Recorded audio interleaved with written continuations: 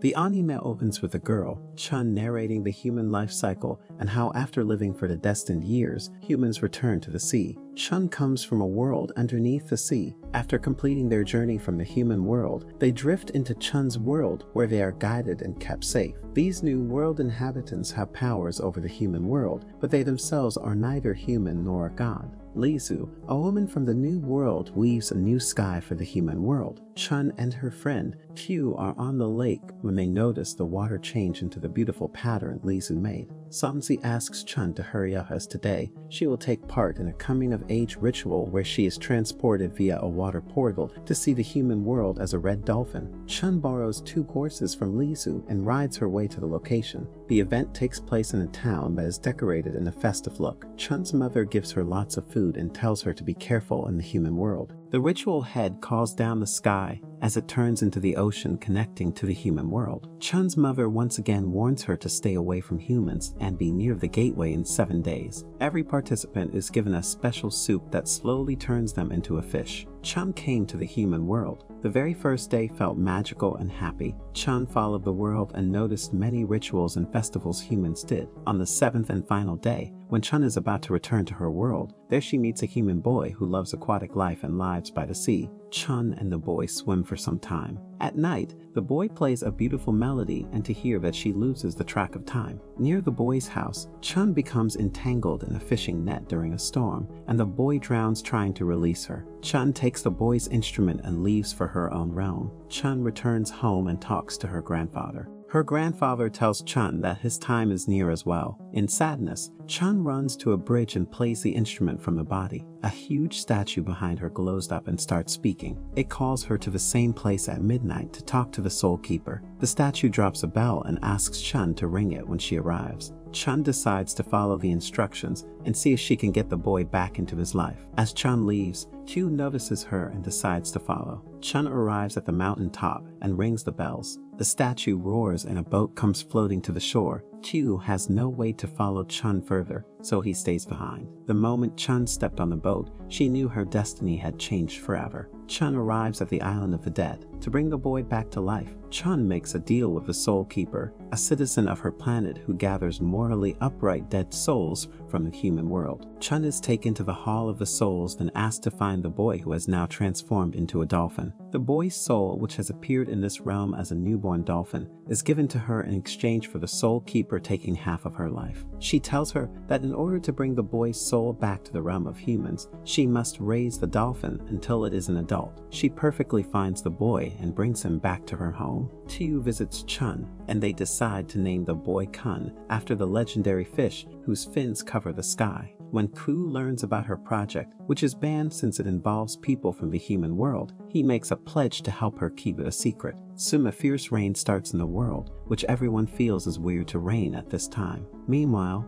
Chun brings Kun out in the open. Kun flies and the two dance for a while. Days go by and Kun keeps growing. Soon after finding Kun, Chun's mother throws him into the sewer thinking Chun should stop playing with fish. Chun and Chiu encounter the rat matron, who gathers the souls of sinners from the human realm and manifests them as rats. While looking for Kun, the matron asks Fu for a dance. She becomes intrigued by the dolphin and calls on her rats to pull them out of the sewer. Luckily, Kun is alright, and they decide to find him a new house. Chun and Q decide to put Kun in a well for a bath. A boy from the village finds Kun and in a panic calls on the elders. When the elders reach the well, Kun is gone. The salty rain, the unusual change in the weather are all ill omens. Now, finding a dolphin leads the elders to be prepared for a graver outcome. Luckily, Chun and Q are able to remove Kun before the villagers are even close to finding him. When they try to drop Kun into a nearby river, a snake jumps out and attacks Chun.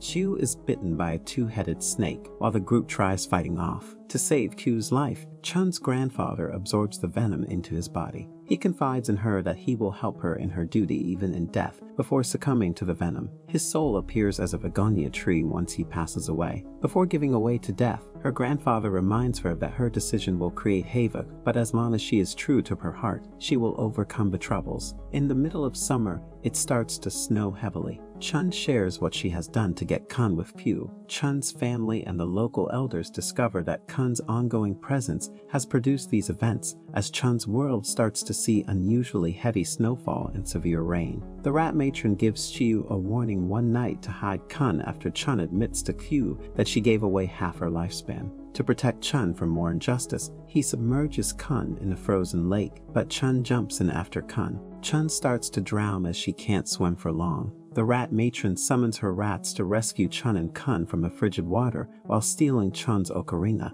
which she intends to use to gain access to the human realm. Q finds Kun and Chun hanging onto a tree. Q gets her to safety and doesn't forget about Kun as well. While tending to Chun, Q expresses his feelings about caring for her deeply. As Chun wakes up, Q watches from the side and jumps in joy. He goes to the Soul Keeper to exchange his own life for Chun's return, while Chun keeps an eye on Kun. The Soul Keeper demands his entire lifespan in exchange for the guarantee that Chun would perish when Kun returns to the world of humans. Pooh learns from the Soul Keeper how to spare Chun from this outcome. Kun has grown into a huge dolphin and Chun can ride on him now. Q goes to a stall and has a drink for the first time. The rat matron makes a deal with the elders. She tells the location of Kun in exchange for her sunlight. Chun's world citizens assemble to murder Kun and stop more disaster. Q steals the dragon mask and opens the gateway. While the rat matron arrives and uses the ocarina to pass through the portal, she tells Chun that Kun can't pass without a token from the human world. After Q performs the ritual to open one,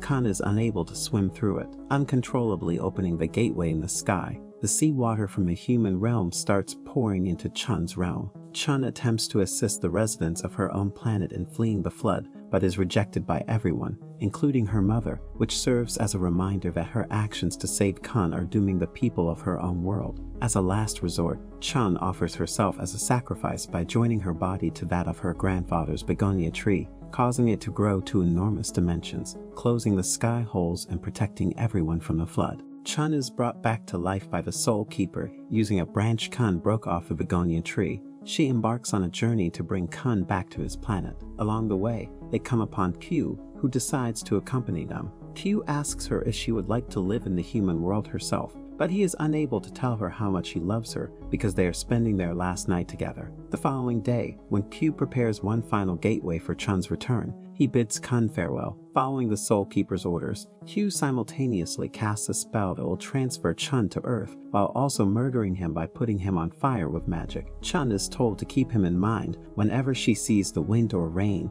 while Q burns away, and he will always be by her side. Chun is changed into a red dolphin and given the opportunity to accompany Kun through the portal. Kun and Chun wash up in their human forms on a human world beach. Kun watches Chun extend her hand to him. The Soul Keeper revives Q from his ashes in a sequence during the credits, designating Q as her successor and outlining the actual cost of Q's sacrifice for Chun. Hope you enjoyed this recap. Please don't forget to give it a thumbs up, subscribe to our channel, and check out the next episode.